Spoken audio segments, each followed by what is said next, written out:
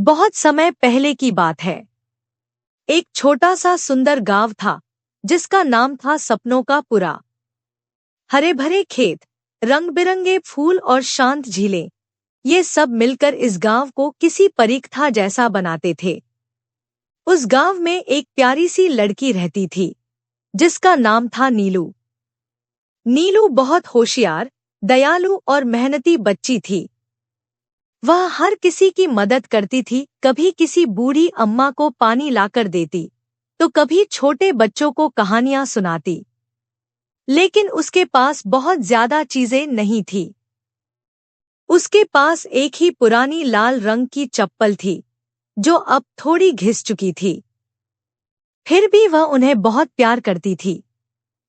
एक रात जब नीलू गहरी नींद में थी, तभी कुछ अद्भुत हुआ। उसकी चप्पलें अचानक चमकने लगी। नीले रंग की रोशनी से पूरा कमरा भर गया। तभी एक सुनहरी परी वहां प्रकट हुई। नीलू, परी ने मुस्कुराते हुए कहा, तुमने अपने अच्छे दिल से हम सबको प्रभावित किया है, इसलिए हम तुम्हें एक इनाम दे रहे हैं। तुम्हारी ये चप्पलें अब जादुई चप्पलें बन चुकी हैं। जब भी तुम इन्हें पहनोगी और एक नेक काम करने की सोचेगी, ये तुम्हें किसी खास दुनिया में पहुंचा देंगी। नीलू हैरान थी लेकिन बहुत खुश भी।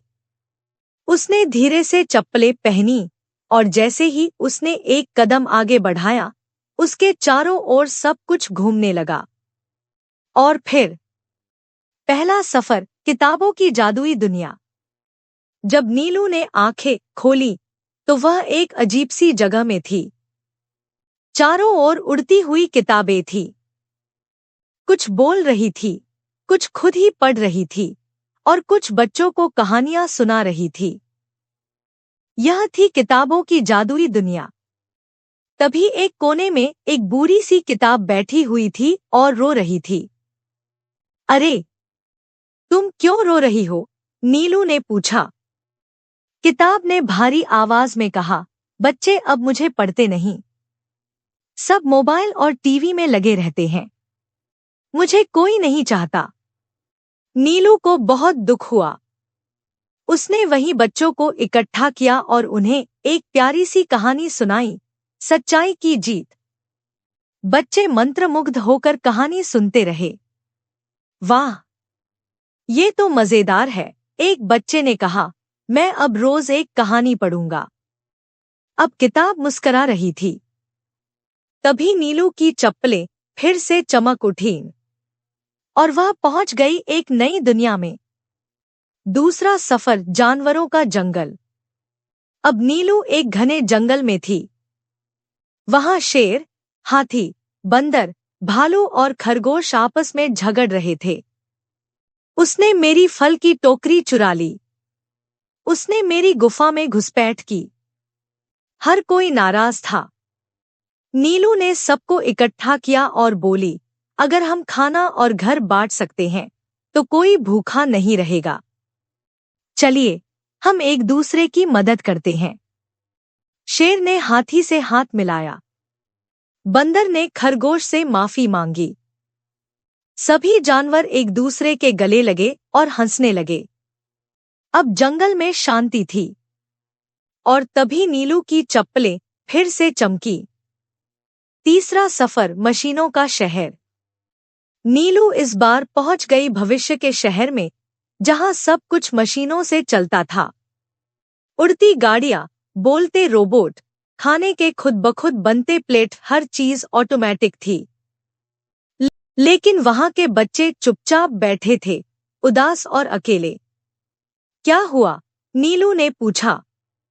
एक बच्चा बोला, यहाँ कोई खेलता नहीं है, सिर्फ मशीनें हैं। न कोई कहानी सुनाता है, न कोई हंसाता है। नीलू ने कहा, चलो, आज हम रोबोट्स को भी खेल सिखाते हैं।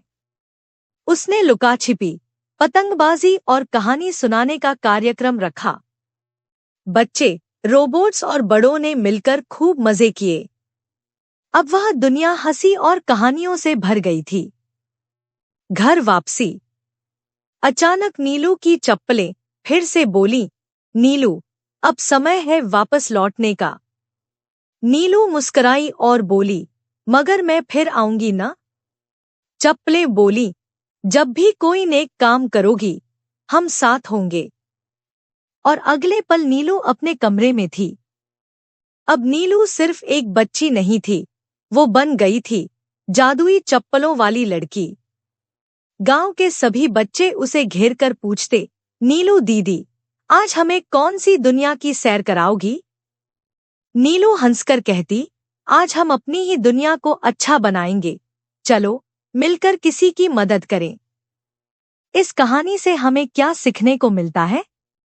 सच्चा जादू अच्छाई में होता है।